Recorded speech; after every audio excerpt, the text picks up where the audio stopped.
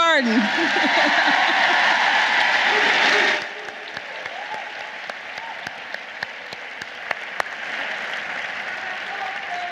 Man, they had me and Jane back there waiting all day. I said, Lord. When you're a male, you see, time really is slow. I thought it was just a few minutes, but he says all day. Oh, his minutes are so important. Yeah, right. James back there going, when the hell we going out? Come That's on. right, yeah. Let's get this show on the road. I've been here long enough now. Good morning. Oh, by the way. Told you we were ready. As you can see, I have my work cut out for me. This is either going to be the easiest job or the hardest job this morning. Baby, you're going to have an easy job. Don't worry about it. So you heard the introductions about our guests this morning, and I want to put a finer point on the work that they're doing, specifically with Miss Elliott. We heard about the blue-eyed, brown-eyed experiment that she's done. I want to say, Exercise. her workshop, exercise. For her work, she's received death threats. She's been hit. She's been threatened with a knife. She has been shunned by her various communities. And her family. And her family. Damn, you black. I'm black. You black. I might as well be. Welcome to the family. Isn't everybody black? The first modern human being that evolved on this earth was a black woman. And we're all descendants of that black woman. Now, if you don't learn anything else in here today, and if you don't remember anything else, you remember this: there's only one race. There is no black race. Let me show you something. Well, every person in this room who thinks he or she is a member of the white race, please stand. They scared as hell. That's it, folks. There's only one race, and we all came from a black female. So there's only one race, and it's the black race. Forget all the rest of this nonsense. This has gone on long enough. We've had enough. I'm sorry. I interrupted you. Sorry about that. Told y'all we were ready to go. Told you it was going to be a bad day. Go ahead. Go ahead with your introduction. Fine. I want to put a finer point on Roland Martin's work as well. And this is serious work. He's written books about faith. He's a civil rights activist. He's a human rights activist. And likewise, he receives death threats, trolls to his email accounts, his website accounts. Folks who do righteous work are a threat to our society. I will make one correction. I do not consider myself to be a civil rights activist. I am a journalist. But as a journalist, I am a journalist in the pursuit of truth and justice. And so when you look at the work, so whether you talk about Frederick Douglass, Ida B. Wells Barnett, or you talk about Robert Abbott, Ethel Payne, all these individuals who work within the black press. And I make that distinction because it's important. Mm-hmm. Because I've worked in mainstream media, I've worked in black press. The reason black press, that's critically important, because that's where you've seen the most truth. black press has forced mainstream media to do its job when it comes to these issues.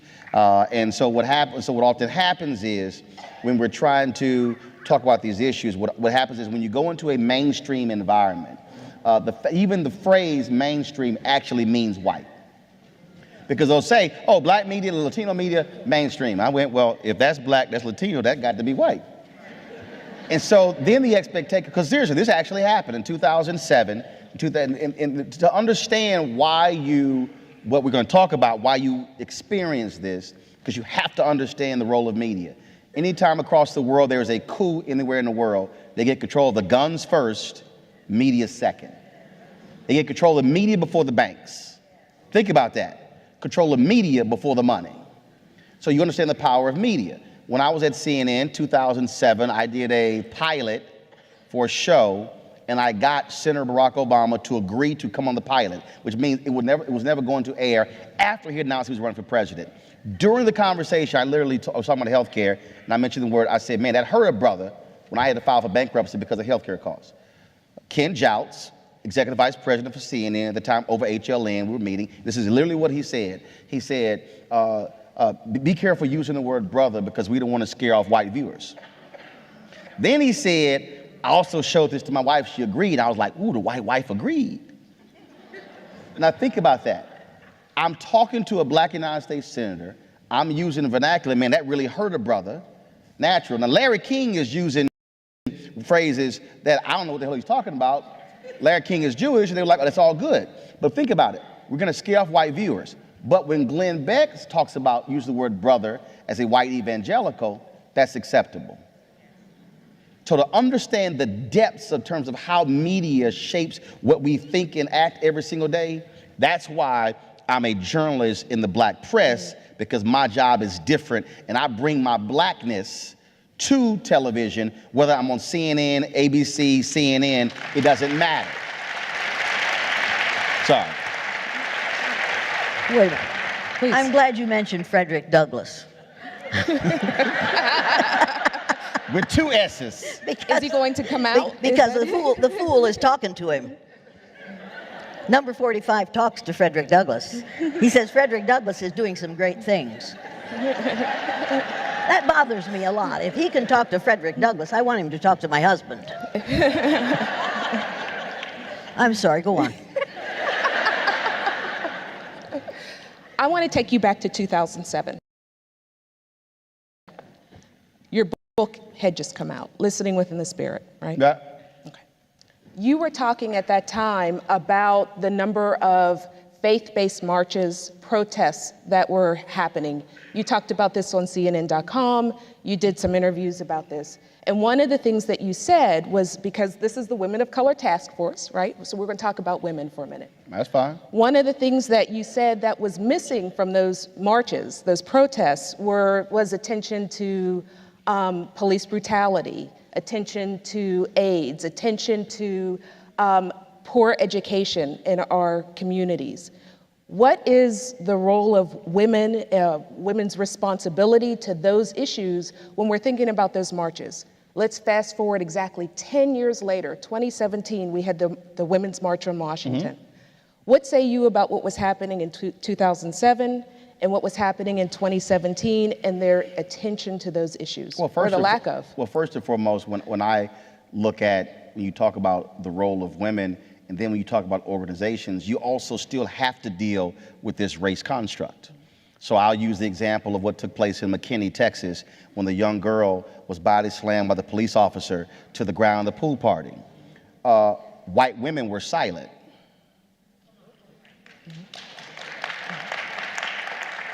The first response to that were civil rights organizations, were black female organizations, but the National Organization for Women, silent. I blasted them on my air. 3 hours later, they released a statement. Ever since then, anything happened to a black woman, they released a statement within 10 minutes because they like, look, we know what he's going to say. Now, why is that important? Because the same thing in 2007. Historically, what has happened is issues that have involved black women now has been silent. Absolutely silent. So the question then becomes, okay, are you the National Organization for Women, or the National Organization for White Women. The same thing, Concerned Women for America, conservative organization. They were protesting. There were a couple of female conservative judges who they were trying to get appointed, and they were pushing Democrats on that. I said, I'm sorry, when Cheryl Watley was appointed by Bill Clinton to the North Texas federal bench, y'all were silent. I said, so don't call yourself Concerned Women for America if you're only concerned about conservative white women. The reason I'm laying that out is because when you talk about these issues, you can't say we want to speak to women's issues, but then you exclude other groups and then how they are impacted. And so that's one of the issues there. Women play a central role. Black women voted at a higher rate than any other group in 2008 and 2012, higher than white men, black men, Latinos, everybody. So when you talk about those concerns, well, are you putting their specific issues on the table, or is that sort of a side conversation? And that's the struggle that we have in this country. If you're going to say we're advancing the cause of women, it needs to be women, not a certain group of women. Let's get Jane in on this.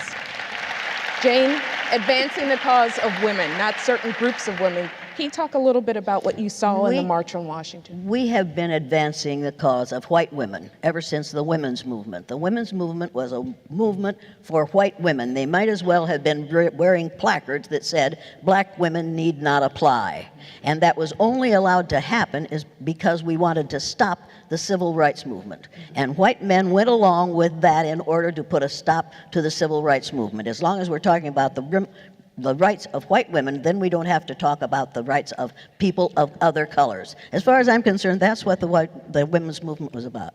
Now there's going to be another women's movement. You need to realize this. If you haven't read Ben Wattenberg's book, The Birthed Earth, you need to realize that in this country right now, we've got a whole lot of white folks who are scared to death because they know that within 30 years, white people will have lost their numerical majority in the United States of America.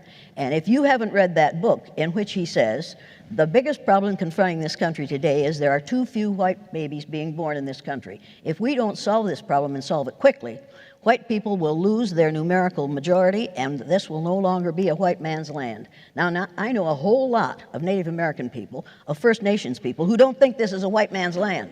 They think it's a...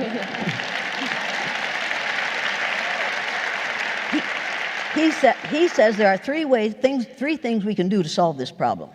Number one, we can pay women to have babies as they have been doing in Western European nations for years. Then he says, unfortunately, and these are his words, not mine, unfortunately, we would have to pay women of all colors to have babies, so we don't want to do that. Now, this man was a member of the American Enterprise Institute, an ultra-conservative right-wing think tank, and gave advice to presidents of the United States. He says the second thing we could do is increase the number of legal immigrants allowed into this country every year. Then he says, unfortunately, the majority of people who want to come to this country today are people of color, so we don't want to do that. He says the third thing we could do, and this is really scary, is realize that 60% of the fetuses that are aborted every year in this country are white. If we could keep that 60% alive, that would solve our birth dearth. Now, how many of you think that sounds like blatant, overt racism? People, you need to know that the attempt to get rid of my right or any other woman's right to have an abortion is not about religion, it is not about morality, it is about keeping white people in the numerical majority in this country, and you better realize that's what's happening. Right now, they are trying to pass legislation, and Mr. 45 and his underlings.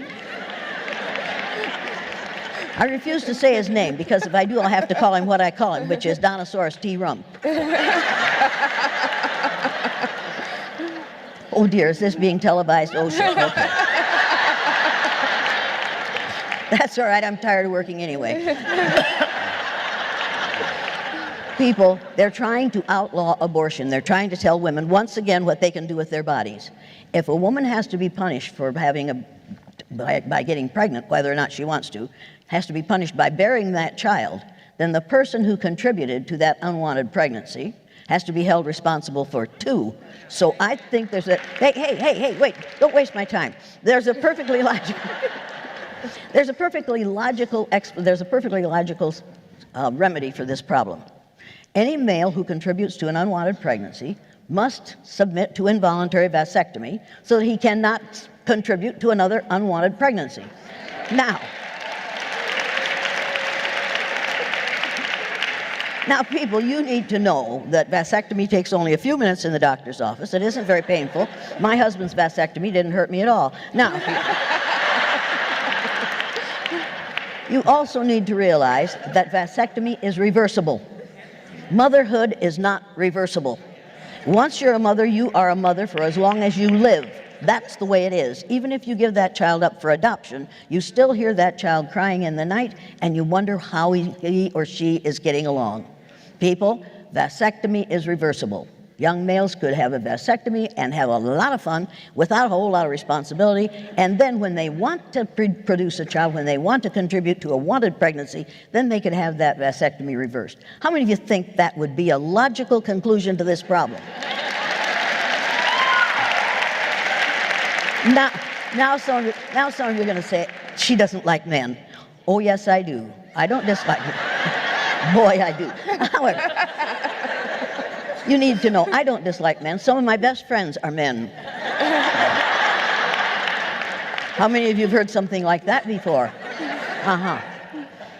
I'm sorry, go ahead. Roland? When we talk about these differences, it's very interesting for me how we are in complete denial of how we even got here. And when I often speak around the country, I tell people to understand this country in all different pieces. You use the example of a house being built. How many of you have ever had a house built from ground up? Okay, which is different from buying an existing house. So when you talk about a house being built from ground up, I've had the fortune of seeing literally in Texas, where I'm born and raised, literally cities constructed. So I saw an area, nothing there, then all of a sudden they come in, they drop power lines, sewer lines, all of those things. So all these things happen before even a foundation is laid. So let's say all those things happen, all of a sudden now you do a foundation. If you want to show a badly constructed house, you typically don't know that until after the house is being built. Because then you see the cracks in the crown molding, the cracks in the walls, because the foundation is bad.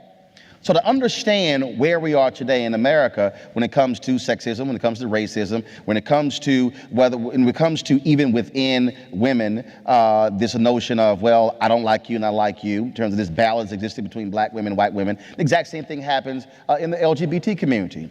I've done stories on the segments on this in my show where African Americans have talked about the rampant racism that exists in the LGBT movement. In the so-called equality movement, there's tons of inequality. Tons. Now, I'm not gay, but I've had brothers and sisters who are same-gender loving on my show talk about the battles that they have had with other folks who are white and gay because their whiteness was more important than their gayness. So you have to understand how a house is constructed. So the cracks that we see, the reason we have the cracks in this foundation called America is because of how the problems are on our foundation. So you go back to literally how we started, and see, when we talk about these laws today in our country, we never say, wait a minute, when did that law get enacted, and what was the root cause behind it? We were talking last night, and I was talking about Governor Terry McAuliffe when he provided the voting rights for 13,000 formerly incarcerated people. That law in Virginia was put in place when a state legislator said in 1902, we are doing this to keep the darkies from voting. So Virginia was defending a law for more than 100 years where the basis was a white legislator saying, we're going to keep the darkies from voting. So what happens is we never want to ask ourselves, where did this come from? How did we even get to this point? Which explains the struggle we keep having, because we want to say we live in a post-racial America, everything is great. White folks listen to hip hop, black people listen to some country music, and everything is great. Beyonce performs at the Country Music Awards, everybody is happy and wonderful until you look at the comments on the Country Music Association's website. So we have to actually look at ourselves and go, how did we get here, and how does this generation change where do we go in the future, because we're playing games if we only are having these nice, cute conversations, but then we go home to largely white homes, largely black homes. We don't invite others into our home. We don't eat with other people. We don't talk with other people, but we say, oh, I'm not racist. I get along with everybody. Many of us are living lies every single day.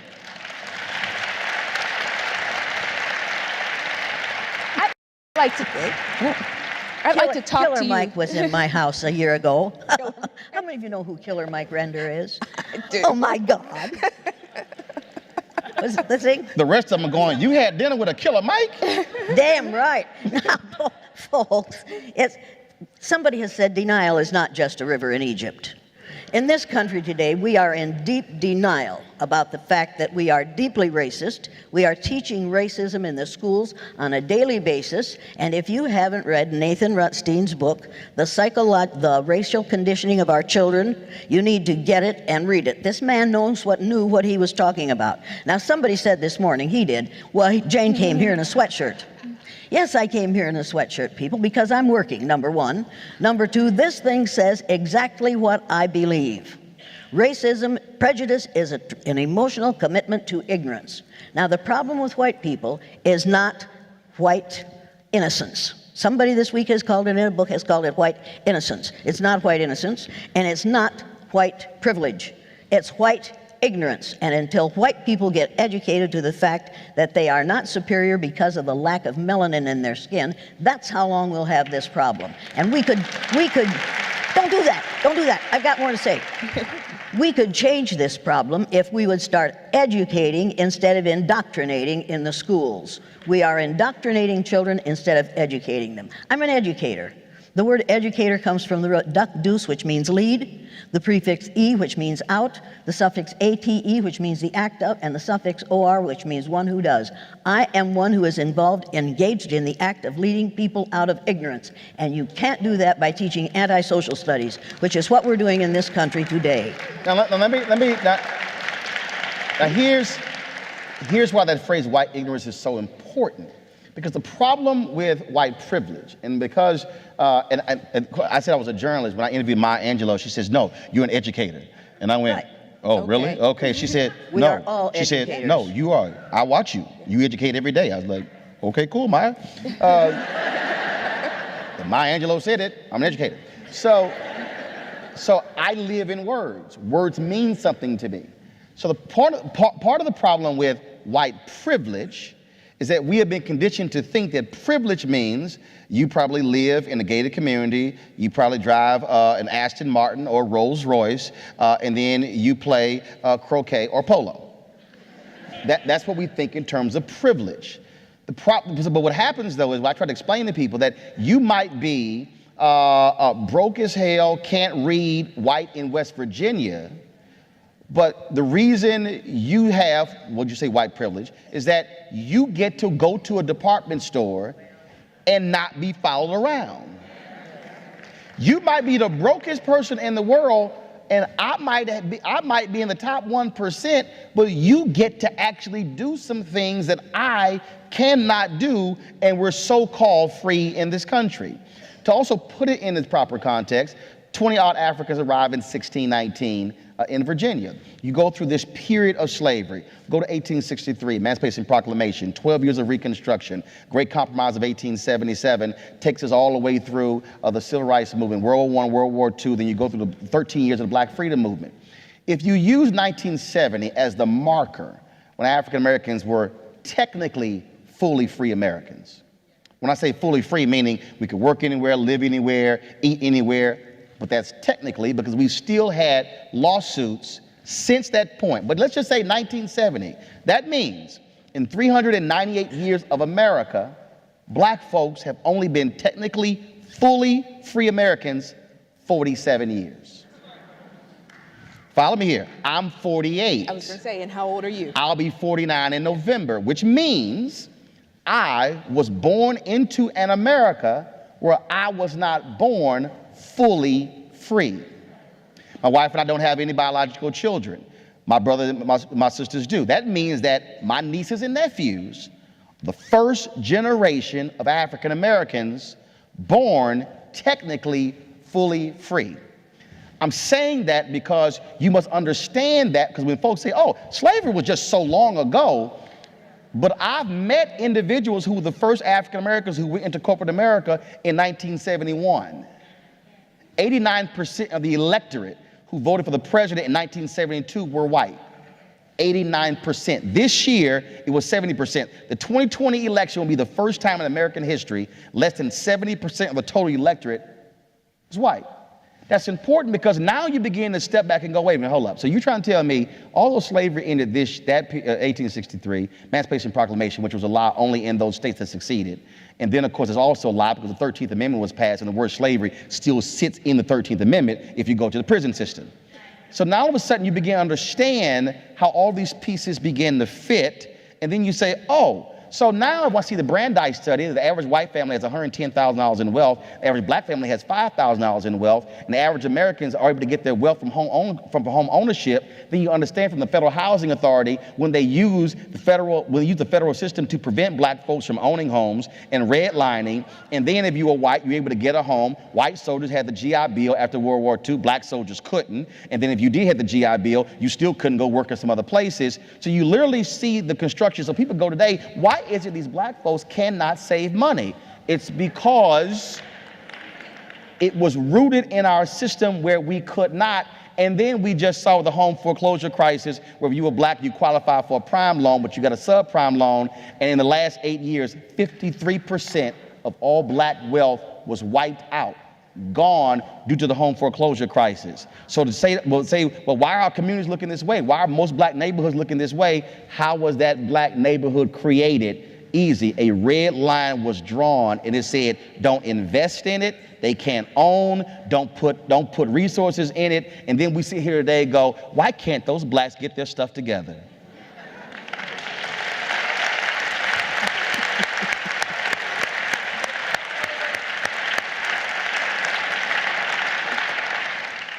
You have on your website these kinds of statements where you prompt us. Let me see if I can find some. Wait a minute. Okay.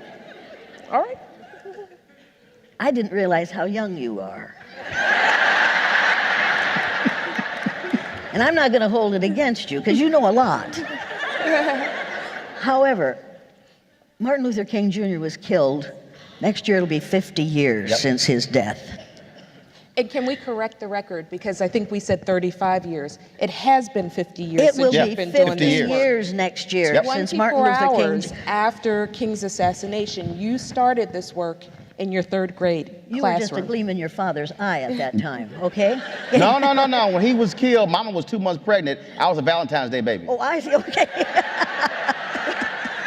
I was born November 14th. And a hearty welcome. 9 months earlier was February 14th. Okay, all right, okay. What's your question? I know what happened on Valentine's night in 1968. Go. I'm trying. I tried to tell you. She's like, I got this. I'm like, yeah, okay, I heard that before. Yeah, but you were in a different context when you heard that. Go ahead. No. Ask your question. What I want to do is, he talked about the structures of racism. You have been doing this work for 50 years. But he's been living this for 50 years. He has been living this There's for a 50 big years. difference. Yes. I can talk about it because I don't have to live it. You have to live it. You need to understand that my heroes, and don't ever call me a heroine because that's not what I am. My heroes are black women. Black women keep on keeping on regardless of all the obstacles we put in their paths. And I don't just say this to you because you're a largely black audience. I say this to every audience that I talk to. You have to realize that you were here first and you will be here last. Because us white folks are going to go out in the sun and it's going to get worse and worse because of and we're going to die of melanoma. So you will be here long after we're gone. You are going to be the majority in this country very, very shortly. So get ready for it, because you're going to you think you've been abused before. Wait until you get the power, that you have the power to do what you choose to do. And that's the problem. White folks are scared to death that if people of color get power, they're going to want to do to us what we have done to them. Now, How many of you want to get even with all white folks? How many of you want to get even with one or two? Yeah. All we white folks have to do is work very, very hard to be sure that we aren't the one you want to get even with. What we do in the present constructs the future. That's right. Blacks are not responsible for the past. Whites are not responsible for the past. We are all responsible for what we do in the present to construct the future for our children and our grandchildren. And stop that. We don't have time for that. You need to know that as far as I'm concerned, we're all related. We're 30th to 50th cousins, every person in this room. You are all related to me. Now, you might not like being related to me, but you are. You are my relatives, and I will not tolerate having my relatives abused because of somebody else's ignorance about skin color. And that's what we're talking about in this country. Right. And let me and see again, when these studies and things are released, we recite them on television, and again, many of my white colleagues don't even remotely think beyond just what it is. To get a perfect example, 2009, John Avlon and I were at CNN waiting to go on the air, and I said, John, we are right now in the beginning stages of what I call white minority resistance. I said, although the numbers don't show it, that's where we are. I said, the election of President Obama is about to reveal America's true feelings. Now, here's what the deal. People are saying, oh, but there were a lot of white folks who voted for Obama. Yes, but go behind the numbers. And so Pew does an annual survey, and the question is asked, are you optimistic about the future of America for your children? In 2009, African Americans had the highest optimism. Latinos were second. Every group, blacks, Hispanics, Asians, Native Americans, every group, more than the majority said yes. Only one group was less than the majority. In September, another study comes out. Are you optimistic about the future of America economically for the next 10 years? African Americans, lowest wealth, had the highest optimism at 58%. Latinos, second lowest wealth, second highest optimism. Whites in America, highest average wealth per family at $110,000, only 41% said they were optimistic about the future of America for the next 10 years for their children. I then went, why? It is because we've changed so much that white ignorance or white privilege now means your boy can't tell his boss to hire my son or my daughter. Now, white kids in America have to compete. That this is real. Why did last name Fisher, I forgot her name because I wasn't trying to memorize it. Why did she sue the University of Texas? Did she come here? Yeah, she came here. So she sued, I'm sorry. She sued the University of Texas because she said, I couldn't get in because it was those minority students. That's why I couldn't get in. My grades were so superior, and I know their grades were lower. Well, then what happened? Went through the court system, go before the Supreme Court. Then the evidence comes out that there were white students who had lower grades than her, but they got in. And then it was kind of like, damn, we can't blame it on black people and Latino people. And it never occurred to her that you have to do more to get into school than just study. But in her whiteness, she said, oh, it's got to be them. It was a competition thing. So what's happening is you have white mothers and fathers who are now afraid to death because they have not raised their white children to know how to compete. They now are going up against post-civil rights movement babies who are now second generation post-civil rights movement babies who coming out of the womb were raised, you're going to be twice as good, you're going to do whatever you need to do. Black women are going to college at a higher rate than anybody else. America kept throwing, to James' point, America kept throwing obstacles in black folks' way. They were like, okay, cool. All right, gold now is 14 feet. Okay, I'm gonna go. Black folks said, I'm gonna go practice, I'm gonna go work out. I'm gonna come back and I'm gonna dunk this goddamn ball at 14 feet. And then they went and trained, came back, dunking at 14 feet. Then it's like, oh, the new height is now 16 feet. Black folks like,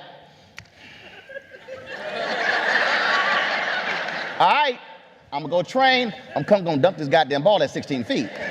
That has been the black experience. And so the reason that number is 41%, because it is white fear of the future. It's the ability to be able to get guaranteed jobs, get guaranteed loans. And that's why the election was what it was here in Michigan and Wisconsin and Pennsylvania, because there is this fear. When you hear, I want the America, I read this story the other day, a guy in Erie, Pennsylvania, I want the America like it was for me when I got out of school and got a manufacturing job so my kids can get a job. Bruh, that world is gone. He wants 1972 America when we were only just 2 years removed from the civil rights movement. And that's the fear. And the people say, but oh no, I'm not racist. No, the point is, you grew up a certain way and you want that America, but you want to deny what that America was for people who look like me. And that's, so this is not a 4-year struggle, what's gonna happen in the 2020 election. No, what Jane said earlier, we are in a 30-year war, folks. 2044 will be the year when America changes when it comes to no one group. This is not going away. You're gonna see this battle all across America because of fear. Fear of a changing nation. But it doesn't have to be a battle. Precisely. If we would start educating people, and those of you who believe this crap of white superiority, you need to educate yourselves. For the love of heaven, get the book, The Myth of Race by Robert Wald Sussman. If you haven't read that book, you don't understand that there really is only one race. We don't have to have this battle if we would simply realize that you and I are all members of the same race. There's only one. You're valuable human beings because you were born on the face of the earth. Skin color does not indicate intelligence or lack of it. You need to realize that. It doesn't indicate ability or disability. It is not, should not be a problem, unless you're going to look at people who are less colorful and say to yourselves, well, you haven't been here long enough to know from a good grade of clay, because most white folks don't. We don't know because we have been, instead of being educated, we have been indoctrinated. And you're going to say, well, wait, white people are the only racist people. You know as well as I do that people of color are racist too, because you all took the same social studies. You all learned the same nonsense. You all know that if you're too dark, that's too bad, and if you're too light, that's too bad. There's no way you can win in a situation where we are judging people on the amount of melanin in their skin. It is ridiculous. It makes no sense. It needs to be stopped. You know it, and I know it, and even this man who's a whole lot younger than I am knows it. He can't help his age, folks. He'll get old if he's lucky. And if you're lucky, I won't get much older. But we could fix this if we chose to. If we chose to say, no more. We will not tolerate this anymore. No more.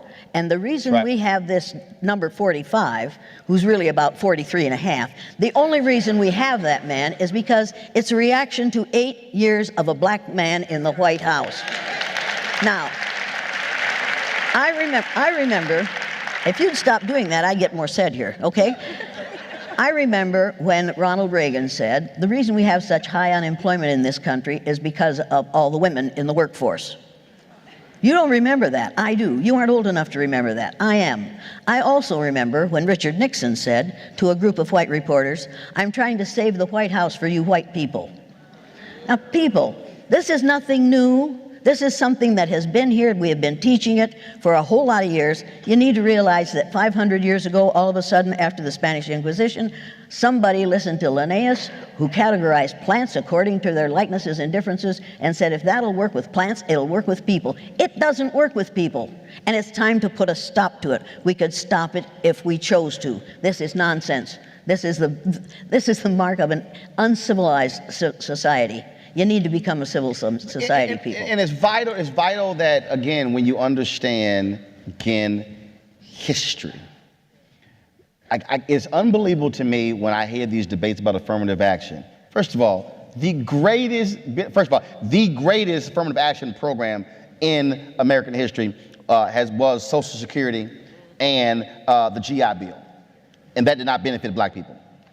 The second was the affirmative action program put in by Arthur Fletcher under President Richard Nixon, and the greatest beneficiary has been white women. MWBE, Minority Women Business Enterprise. You look at most of these contracts, I don't care, pull it out any state, more than likely women are getting a larger share than any other minority group. The black women are under the black category, Hispanic under the Hispanic category, Asian under the Asian category, so W really means white women, it should be WW. So it's amazing to me when I see people, I mean, I did this when I was at Texas A&M in one of my speech communications classes, and I talked about affirmative action. I said, how many of you have mothers with businesses? And hands went up. I said, how many of you, not only black kid in the class, I said, how many of you with mothers and they're getting government contracts? Hands went up. I said, congratulations, affirmative action is paying for your college. And they looked at me like I was crazy. Like, what the hell are you talking about? And so I had to explain to them the reality of affirmative action. But here's the other reality. And liberal white women do this as well, and it's just, again, not having a clue. So how many of you have heard Title IX? How many of y'all think that Title IX was about sports?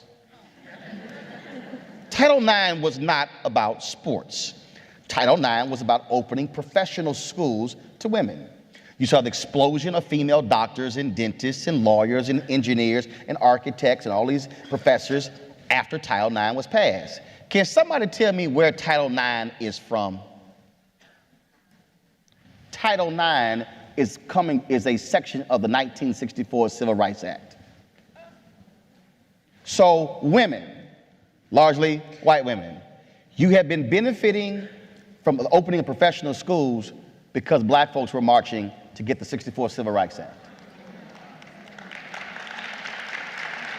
If you are disabled, and you love who is disabled, and the American with Disabilities Act. Where did that act come from? The 1964 Civil Rights Act. Who's gay and is happy, or who's happy about same-sex marriage?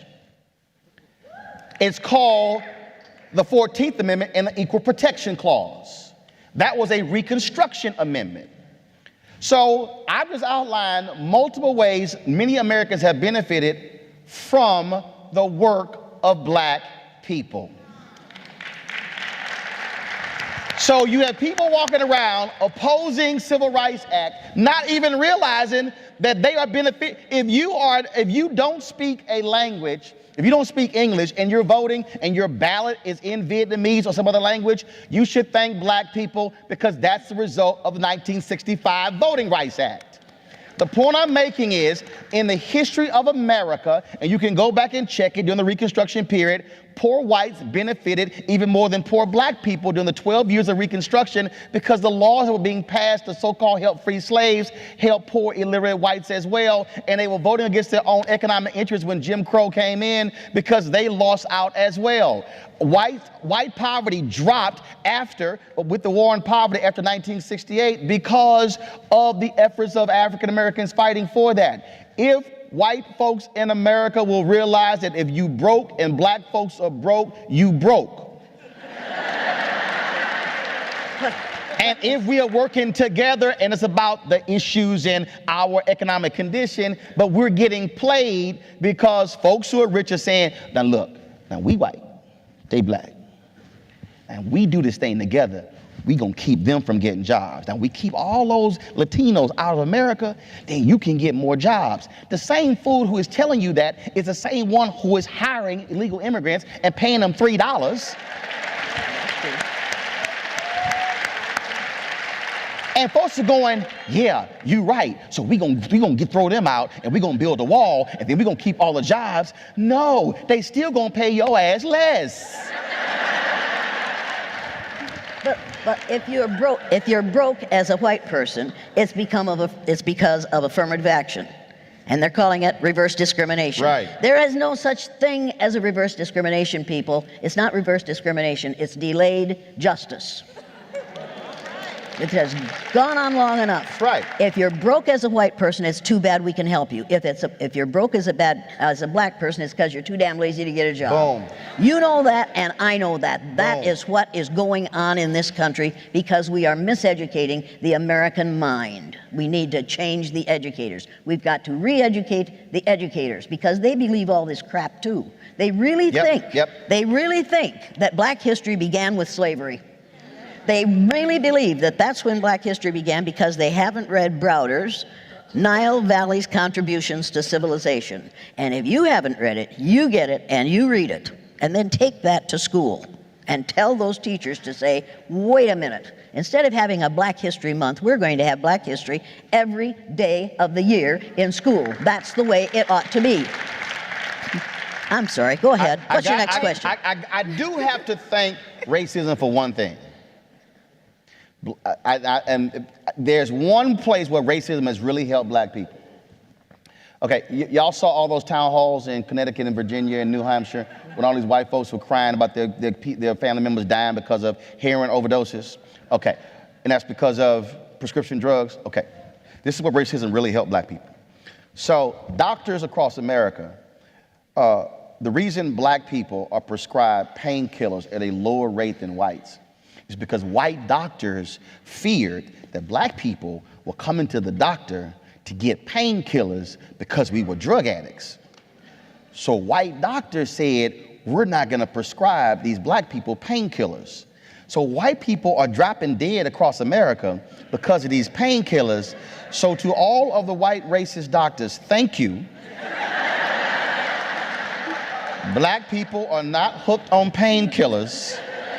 And we're not dropping dead. And y'all might think this is, but understand, Time Magazine had the story about 3 or 4 months ago. The white life expectancy has dropped because of the opioid epidemic.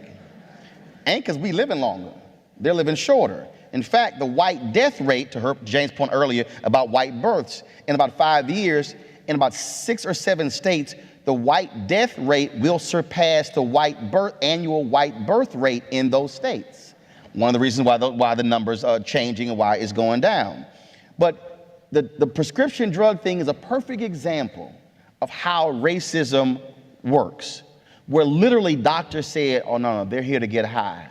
So no, y'all take aspirin, or you take Aleve, or you take Advil, but we're gonna prescribe this white person over here with health care. Oh, y'all gonna get the Oxycontin, y'all gonna get all the powerful drugs, and then what happened? They get hooked. Then the insurance runs out. Now they're trying to score heroin on the street. When you're seeing these news stories of in Cleveland, 38 people last night overdosed on heroin, those were not 38 black people. Again, you see how racism works even in our healthcare system. And that literally happens. So I appreciate that, Biggest. Thank you very much. I appreciate that. What was your question?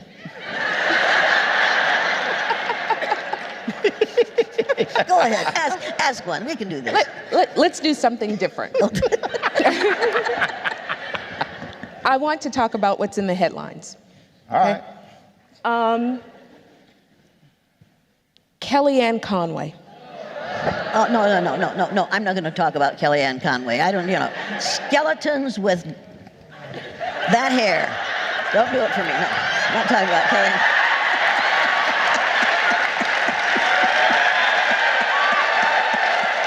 Go ahead. I'm sorry. Get your damn feet out the couch. Sit down and shut up. But was it really? Just be quiet a minute. Was it really about her feet on the couch? Is that the issue? We reduced it to a feet on the couch issue. But what was that photo really about? I don't know. Quite frankly, okay. I don't pay any attention to Kellyanne Conway because I think she's a nutcase.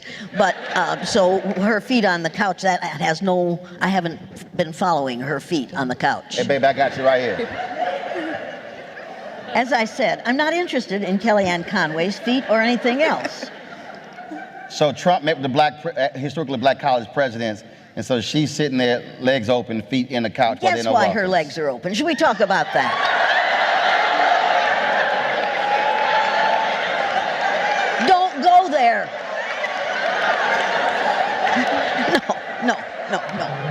No. Mine are crossed.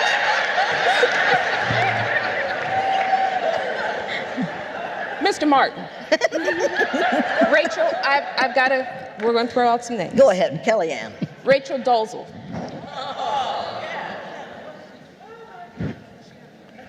Well, okay, all right. So Rachel Dolezal is a white woman who wanted to be a black woman. But right, and she just changed her name to an African name. She's trying to be a Kardashian. That doesn't take any skill. Didn't Kylie Jenner all of a sudden get some full lips, and now she's selling a whole full lip line? Didn't Kim Kardashian? First of all, none of their butts are real. But again, to understand American history, if you look at Skip Gates in one of the documentaries that was at a university, I believe it's in this state, where I forgot the campus, where they have a museum that's dedicated to all of the images. It's right north. Got it. So they have a museum, all of these images that shows how media has been used to portray African Americans. So black women have had larger hips, larger butts, fuller lips, hair. America has said for centuries, oh, that's offensive, that's horrible. Now all of a sudden, a non-black woman discovers a butt, and now everybody wants a big ass. It was no different in the 70s when Bo Derek got braids. Oh, Lord. You had white women all across the country getting them some braids with some beads. And so, but it's no different than when Pat Boone was singing music and it really were black artists and then they were covering those songs. Elvis ain't the damn king. Little Richard is. Chris Rock said this, but it's sort of the same thing. Chris Rock said this when he said, Jon Stewart can perform in front of 4,000 people. Kevin Hart can perform in front of 40,000 people, but Kevin Hart has to cross over. So what you have here is again, these standards. You have these standards. The reason this photo has gotten the level of attention it has gotten, it is because of white female in an office, legs open, and all these black men standing around the Oval Office. That's why it's gotten this much attention. So to be clear, it is not about the feet on the couch. What is deeply embedded in America is that's sort of where this sort of reaction is coming from. And it is still understanding our history. It's just understanding the history of this country. And so, I mean, frankly, for me, it's been much ado about nothing with the photo. I have not discussed it on my show. I got more important stuff to talk about. But it's just understanding there are racial triggers in America. We see a photo, we see something, and all of a sudden, it clicks. It's no different than when, if you are African American, so for instance, Serena and Venus, two of the most dominant athletes, not women, athletes, which includes men. All of a sudden, they have been branded their entire careers. They're arrogant. They are, every term being used. Same thing. Tiger Woods, exact same thing. Now, Tiger don't know he's fully black, but sort of the same thing. And what we have to understand, these standards, how they are different. So I'll do it this way. So if you are, it happened to me when I was at the Fort Worth Star-Telegram. I was 25. Another reporter, Ken Delanian, was 25. I covered City Hall. He covered county government. I'm black. He's white. Ken was assertive. Ken was aggressive. Ken was a go-getter. We were the exact same age. Ken made more mistakes than I did. Had to have more corrections in the paper. I was arrogant. You were an uppity. I was uppity. I was, why do you have to be so forceful? And I'm going, I'm sorry, can I get the titles he got? Now, but I need y'all to understand how this thing plays out, okay? So let's just say I'm here. You call me those things, which then means you're limiting my ability to get promotions, which then means you're limiting my ability to have more income, which then means you're limiting my ability to create wealth, which then means you're limiting my ability to be able to invest. You're limiting my ability to take those investments to then create trust. Then you're limiting my ability to create a trust and then provide for my 9 nieces and 4 nephews, which means that your singular decision to call me arrogant today has a direct impact on my family 2 to 3 generations from now.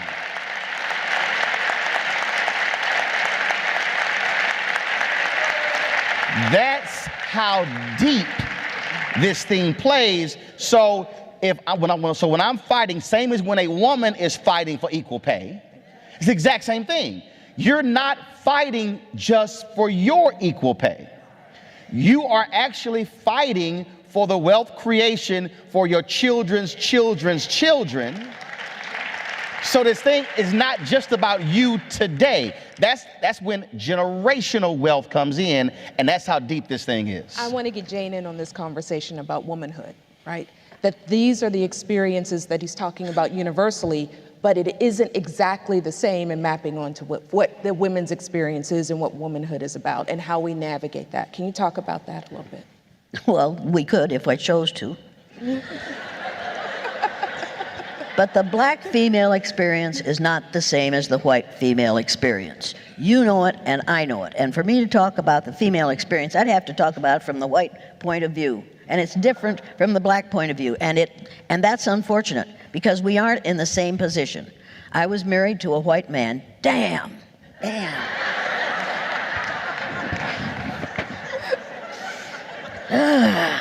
Took me a long time to get him, but I got him. And he looked like Marlon Brando when I married him.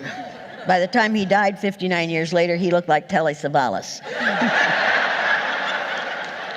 59 years of living with me will do that to you.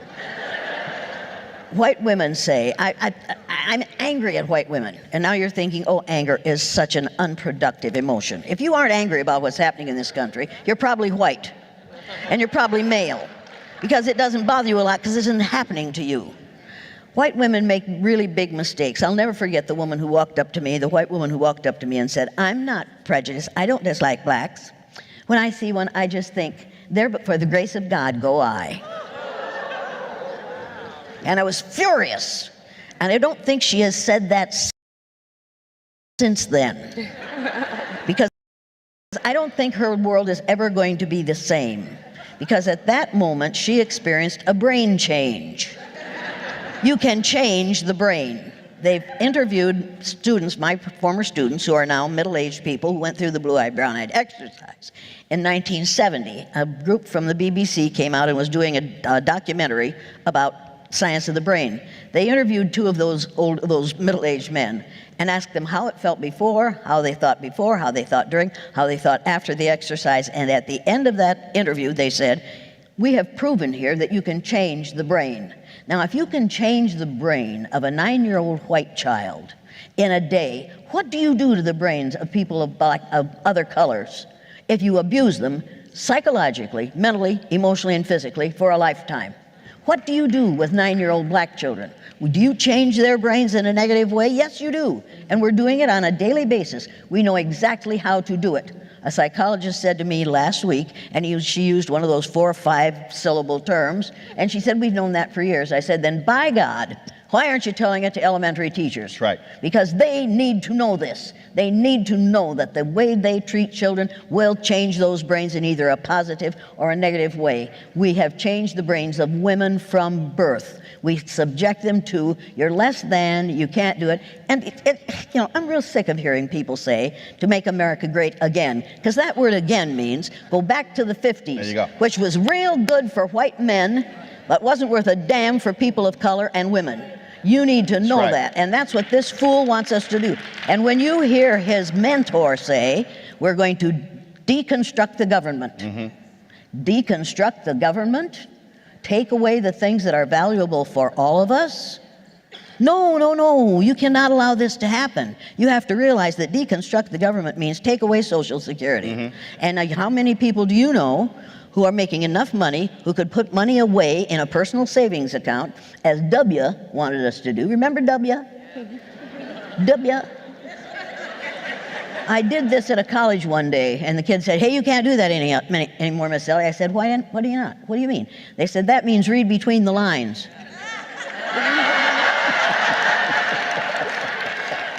After I said that, and then I said that at the next two colleges I went to, the Bushes quit doing this when they got up on the stage, because all of a sudden they were exposed. People, indecent exposure is what we're living with right now when our president, number 45, says, make America great again. In other words, take it back to the 50s. I don't want to go back to the 50s. I don't have that much time. I can't afford to spend the next 40 years trying to fix this situation. We need to fix it now. But first you have to recognize what it is. You have to recognize that racism is ignorance. It is pure, unadulterated ignorance. And I don't care whether you're a red racist or a white one or a black one or a yellow one or a brown one. If you're a racist, you're not thinking. And you're being ignorant. Get over it. But, and you got to remember, so Jane just said, change the brain. Go back to media. When you have been pounded every single, it was big news 3 weeks ago. The Bachelorette is going to have its first black bachelorette. Oh my God. We're gonna get to see a black woman pick somebody to fall in love with. First, y'all notice they did not start with a black bachelor. This ain't about male domination. America has always said, okay, now we got to watch this stuff. Let's just watch it with a black woman first. But we are not gonna have a show where a black man might be picking a white woman on that show. I'm just trying to let y'all understand how this works. Now, understand this, I'm trying to talk about how images get pounded. You deal with Hollywood. When George Lucas when he made Red Tails. Now this is George Lucas. This is Mr. Star Wars. This is a man who sold his company for $4 billion to Disney. George Lucas goes to the 7 Hollywood studios, top 7, the big 7. I'm George Lucas. I'm the man. I'm Mr. Star Wars. I want to take Red Tails. They went, ain't no white heroes. He said, I'm sorry. There are heroes in my movie. They said, we know. He said, but all the white people are bad. He said, because it's a true story and the white people were bad. And they said, no, there are no white heroes in this movie. All 7 passed. There was another movie that was called The Specialist. So actor Brian White was on my show. He told me this here. So this movie, every studio in Hollywood loved this movie. It was all these hijinks in a hospital with these doctors. And they loved it. Every studio read the script. Oh, we want to make this movie. Until they met with the scriptwriter. And then they realized that this was based upon a true story of a group of black doctors in a hospital. Every studio lost interest. Because what Hollywood has said is, Hollywood, if you want to read a book called An Empire of Their Own, How the Jews Invented Hollywood. It was a phenomenal book, won numerous awards. And the reason that book is important, I go back to building a house. I like to read how industries were created from the beginning to understand why they're the way they are today. And so the book is called How the Jews, An Empire of Their Own, How the Jews Invented Hollywood, which is really a phenomenal book because it details that the American dream was actually created by Hollywood. And so what we call the American dream was never the American dream. It was what largely Eastern European immigrants created because that was their image of America, which actually became the image of America. It's a trip. So Hollywood television is determining what you think and what you see and how you feel. So when Hollywood says we can't have a movie of all black heroes, what does that tell you? When Hollywood says, oh, no, we can't have a black lead of a movie, we got to have a white co-star in the movie as well. These things are happening in so-called liberal Hollywood. Do understand that. Do understand when the movie 21 was made about this group of MIT students who went to Vegas and beat the system. Those were largely Asian students. But in the movie, there were only 2 Asian students. The lead characters was a white male and a white female, and there were no black folks who were on that team. You have to understand why media does this. Media is still appealing to white nationalism. It's appealing to so when you hear mainstream is appealing to that white family. You always hear it, you used to hear it in Peoria. Okay, where's Peoria? Illinois. So they love saying the flyover states. Whenever you hear media say we are appealing to Peoria, we are appealing to middle America, what they are saying is we are appealing to the middle of the section that is largely white to the tune of 80 to 90%, and that's who we are targeting with our movies and our television shows. That's what's happening. And the same thing, that's impacting people of color economically, because if you don't get the marketing, your movie only makes $40 million when you could have made $400 million, then you don't have the ability to be able to create wealth. This thing comes back to money, folks, and I got to give you this. If you've gone to Washington, D.C., there's only one federal agency that shares a lawn with the White House. One, Treasury. You can walk 100 steps outside of the side of the Treasury building and you're in the East Wing. Power, White House, money, Treasury. Money, power. Everything in America comes down to money. And so when you read the book, The Other Half Never Told, the reason we even have capitalism in America is because of free labor. The 13 colonies were afraid the British were going to abolish slavery. That was the only economy we had. If you read Gerald Horne's book on the slave rebellion in 1776, one of the reasons we had the American Revolution, because that was a fear. You have to deal with racism in America and money because they go together.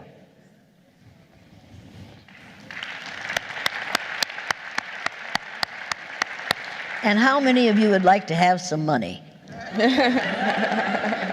Green is my favorite color. Damn Skippy. We are almost done. I know. She sounds so relieved, doesn't she? You're going to get out of this pretty soon now. We're going to take a few minutes. I want to face locally now. We've talked sort of the macro level. You're in Ann Arbor, which has been described as a liberal bubble. You're at the University of Michigan. That's that bullshit right there. Which has also been described as a liberal bubble. Ann Arbor votes blue. How do the folks in this audience have this conversation because we're talking about the Women of Color Task Force and its members and its allies? How do they go back into their workplace and have the conversations and share the information that they heard here? How do you talk to them about what their next steps are? People always say to me, well, you brought us lots of problems, but you didn't bring us any solutions. I'm a white woman. I don't have the solution for everyone, but you need to go to my website and download the printed learning materials that are there. Because the first is a set of typical statements that white folks make that think they aren't being racist. How many of you have had the experience of having some white fool walk up to you and say, when I see you, I don't see you black? Yeah. And what are you supposed to do? I know I see you and you white. Yeah, but you're allowed to see white. Right. You're allowed to see white. It's a good thing to see white. When somebody says to me, and people do this to me all the time, they say, I'm colorblind. Always white women, I'm colorblind. I don't see color. And I say, I knew that before you told me, because if you weren't colorblind, you wouldn't have worn that shirt with those pants. When somebody says, I will never forget Linda Guillory, tall, aggressive black Linda Guillory. This white woman went up to her on her high heels, and you know how women walk, white women walk on high heels. They're trying to run away from their hemorrhoids, and there's, because they shouldn't be wearing those high heels, you know? They up to you, and this woman said, Linda, I've known you so long, I don't see you black anymore. And I stepped back because I thought, oh Lord, there's going to be bloodshed here. And I've got to wear this suit tomorrow, and I didn't want to get it covered with blood. So I stepped back, and Linda Guillory said, I think you have an eye problem. Let's make an appointment with an optometrist so that you can get over this problem. People, this is a lie. You're supposed to take it as a compliment when some white fool says she doesn't see the color of your skin. This is ignorance, and most of you have had this experience, unless I'm very much mistaken. How many of you have been the only black student in a classroom, and oh yeah, and had the white teacher say, how do black people feel about this? And how many of you black people know exactly how every black person feels? Let me text them. Yeah. People, it is sheer ignorance. It is not white privilege. It is sheer ignorance. The white privilege papers are based on the idea of race. Because of my race, I can do this and this and this. No, because of my ignorance, I will do this and this and this. People, this is about ignorance. We need to re-educate all of us. Don't put up with it. Here's how you change it. I'd like to talk about allies, and then I'll throw it over to you. So there are people in this audience who are also working with peers, colleagues who are allies. And one of the statements that I love on your site is that someone might say, I'm with you, but no matter what I say, no matter what I do, it doesn't suit you. You're never satisfied. As far as I'm concerned, I'm an ally, but I can't do anything right. Well, you need to realize that if you make the plural of allies, it's come to allies. They're thinking.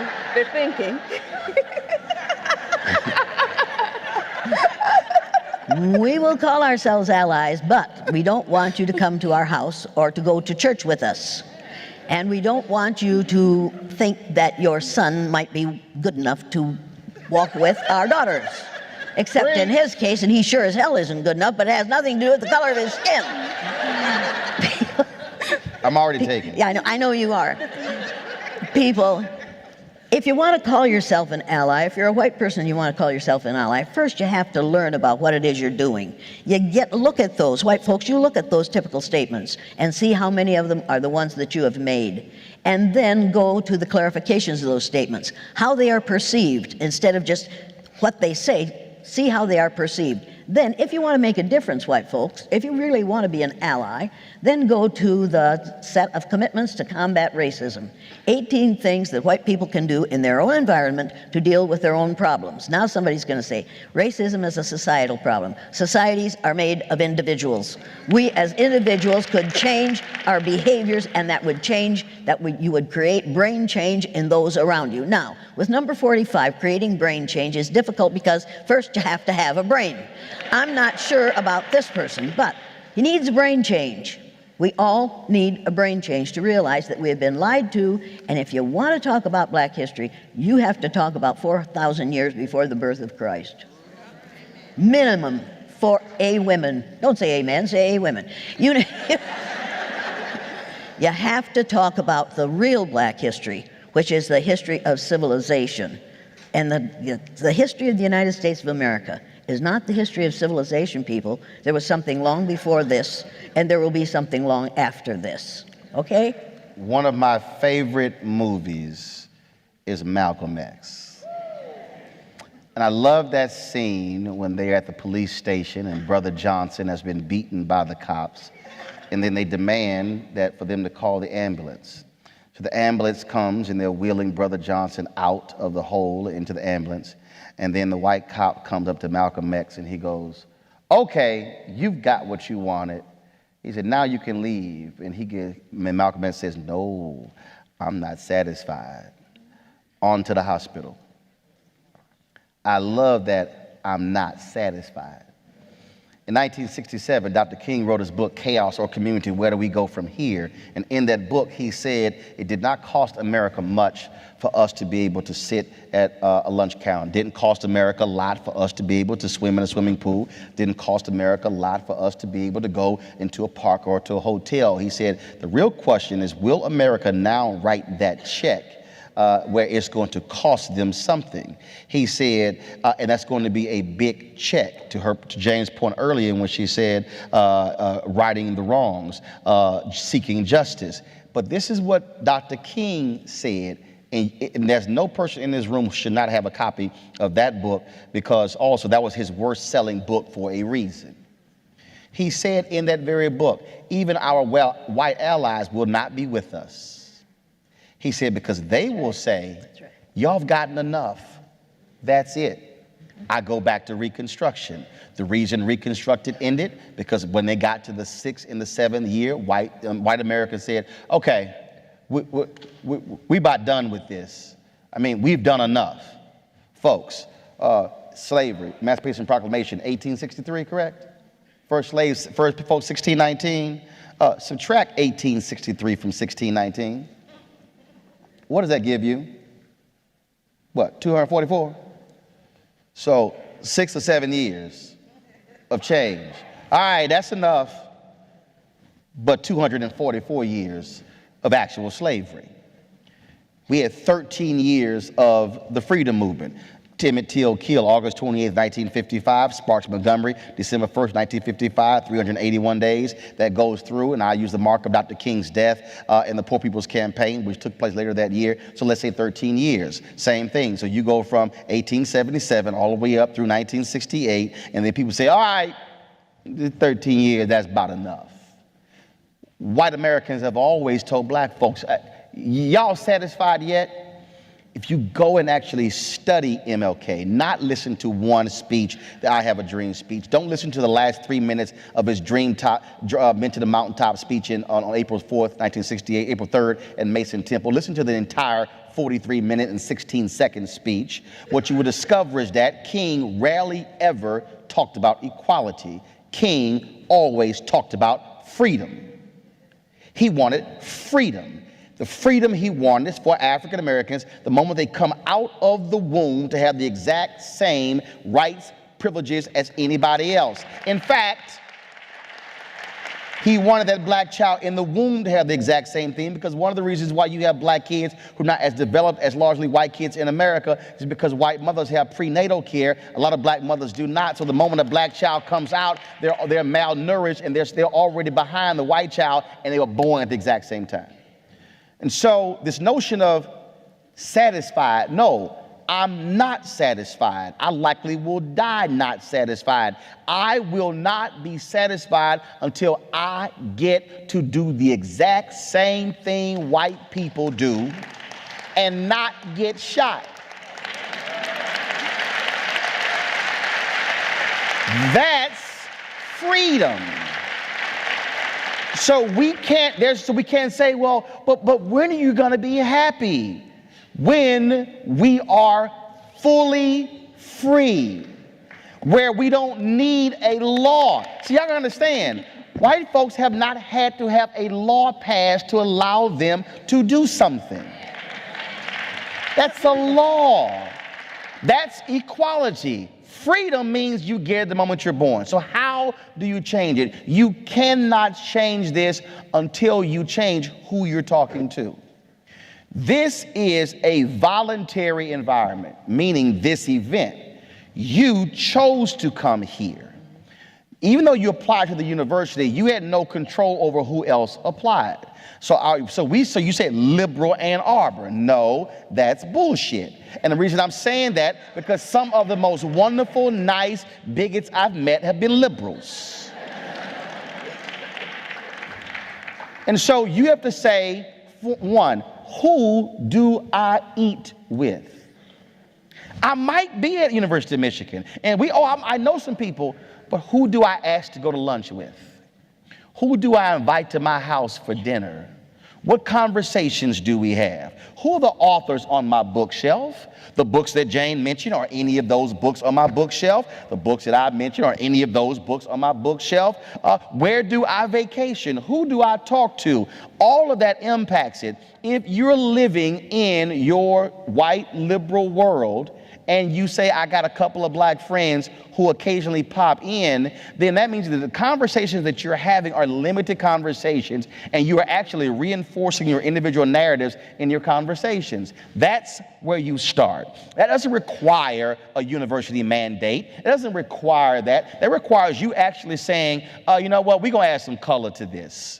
Because we're gonna have some different conversations. Reverend Jim Wallace does this. When he goes to somebody's houses, he looks at their DVD collections, their book collections, their artwork, the pictures on their walls, and he says, who do you dine with? And that's what, now the same thing happens if you black. And a black student at Texas A&M came to me and she said, you know, I was here, you talked about Texas A&M and you loved it. I said, yes, I did. I said, I had a great time there. And she says, but, you know, we got these white students, they won't even speak. I said, well, do you speak? She's like, what do you mean? I was like, just howdy come out your mouth. At Texas A&M, we have a tradition, we say howdy. We don't say hi, we say howdy. That's an A&M tradition. I go, do you say howdy? I don't like saying howdy. Well, why your ass here? We have the tradition. No. Follow me here. She's a black student coming to Texas A&M, and she's like, I don't like the traditions, but that's all we have, the universal traditions. We have tons of traditions. So you're mad about the traditions, which is the Aggie thing, whether you're black or not. I said, okay, so when you're at lunch, I'm curious, you ever just sat down with some white people? She's like, what do you mean? I said, well, have you ever just taken your tray and walked and say, how y'all doing? Can I sit here? Y'all mind if I sit here? She goes, no. I said, so you're asking white students to do what you won't do. So you want white students to come over and sit with you, but you won't go sit over. Like I know right now on this campus, I had one of the sisters on my show today. So you got some black students who want a safe space for black folks to be able to organize when it comes to social justice, okay? I get that, but see, I'm different. I'm gonna go organize in the middle of a group of white people because I want them to overhear our conversation. I want y'all to think about what I just said. I want them to see us walking through. I want them to go, what are they doing? Because if I am in a place where it's just black people, then I am reinforcing a conversation and a narrative. No, I want to make some white people in liberal Ann Arbor uncomfortable with my presence because, see, my presence may also cause them to begin to say, did y'all hear what they were just talking about? And what invariably happens is somebody goes, well, can I learn more? Can I hear more? See, that's just one. Reach one, teach one. That's where we're scared. We are looking for safe spaces when what we need are unsafe spaces. We need folks who are willing to get out of their comfort zones, to talk to people, to challenge people. And it might require you say, y'all mind if I sit here? And invariably, and a conversation may start. And the last thing here, because this is how it works. As a student, sophomore, we were playing pool, it was 2 o'clock in the morning. I don't know how the conversation started. So some white guy began to talk to me and my brother. I don't know where he was from, and here's what ended up happening. He told us a story, and he said, I don't know how he broke down, I don't know how it came up, but he said when he was a kid, they were playing football, and some black kid got mad and took the ball and went home. And he said, I have not liked black people since. Because they got too many balls. Y'all didn't hear that one. He didn't hear that one.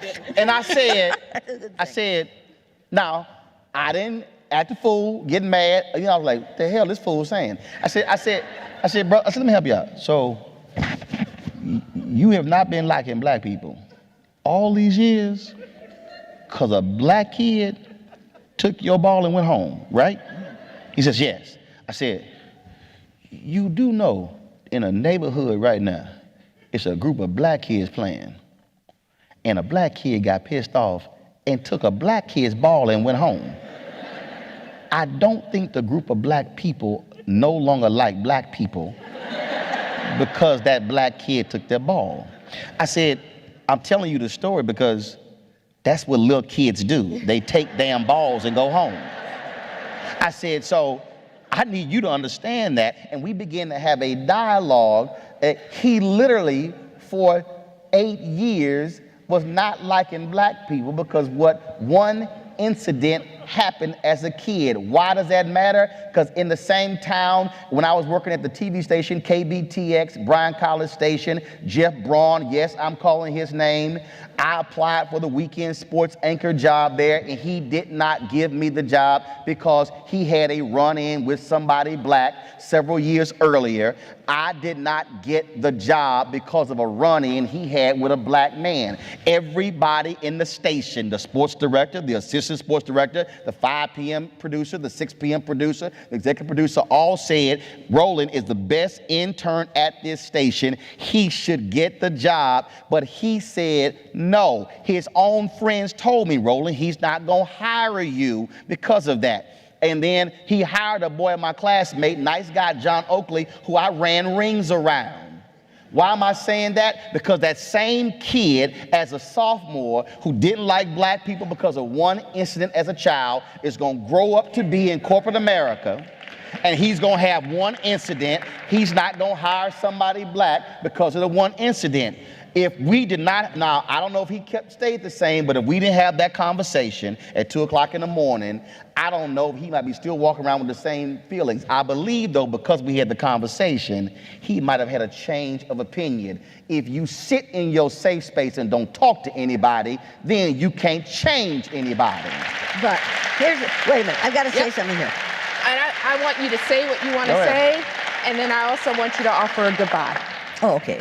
You need to realize that when he talked about what somebody did as a kid, number 45 spends all his time in his child ego state. Boom. You have 3 ego states, child, parent, and adult. He spends his time in his child ego So how's state. daddy treat him? Until we get him out of his child ego state and out of his parent ego state, in which he says, you're fired, we will not have an adult in the White House. You need to realize that. We have a man who was a case of arrested development. When they kicked him out of military academy, he hadn't had the full course. So he is still in that ridiculous situation of being in the beginning of the training. You have to understand that this man cannot think without somebody telling him what to think. And anybody who tells him that what we need to do is deconstruct this government does not have your best interests at heart, and he doesn't have my best interests at heart, and I want you to realize what is really happening. It isn't because he's 70, but I watched the head of the Department of Commerce this morning, and let me tell you, I know we old people know a lot. But when you can't walk across the room without problems, you ought not to be the head of a major department of the government. You got it? Come on. I'm sorry. I'm not an ageist, but neither am I a fool. What do you want? What else do you want? Other than for me to shut up. I want you to tell them thank you and goodbye, and then I'm going to bring Catherine up because she has something special. Oh, okay. Thank you and goodbye. Thank you. Thank you. Thank you. There you go, Jane. Thank you all.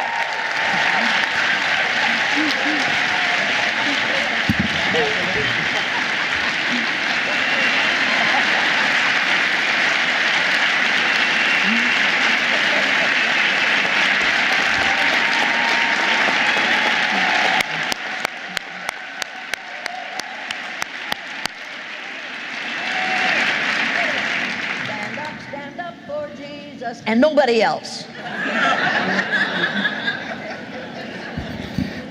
Okay, thank you very much. You guys can hold on for a moment. Don't run out. Don't run out. They leaving. Hello, come back. Wait for the benediction. Okay, on behalf of the Women of Color Task Force, first we would like to thank our moderator, Professor Robin Means Coleman. She had an extremely tough job today, and I believe that she did it with grace, dignity, and control. So on behalf of the Women of Color Task Force, we would like to thank her and offer her with this token gift. And I'll tell you, because I always sit outside and I hate when someone gets a gift and you don't know what it is. It's a block M made out of the wood on the University of Michigan campus. Whenever we cut down trees and we erect buildings, we take that wood and we repurpose it. And it's a block M, and it's a paperweight, and it's about this big, that she will have out of some of the Michigan wood, okay?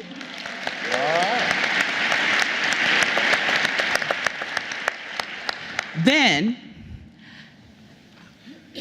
on behalf of Martin Luther King Jr., the Cesar Chavez Rosa Parks Visiting Professorship, we offer this certificate that certifies that Jane Elliott served as a King Chavez Parks Visiting Professor at the University of Michigan and is hereby granted all the rights, honors, and privileges thereunto appertaining. In witness whereof, the seals of the state of Michigan and the University of Michigan and the signatures of the university officers thereof are hereunto affixed. And it's signed by our president, Mark Shishel, and our vice provost and chief diversity officer, I cannot read the signature, Robert Sellers. It's a beautiful signature. I know.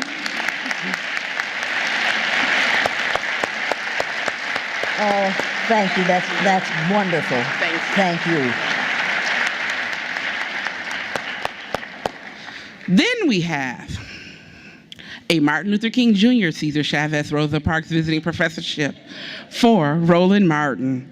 He has served as a King Chavez Parks Visiting Professor at the University of Michigan and is hereby granted all the rights, honors, and privileges thereunto appertaining.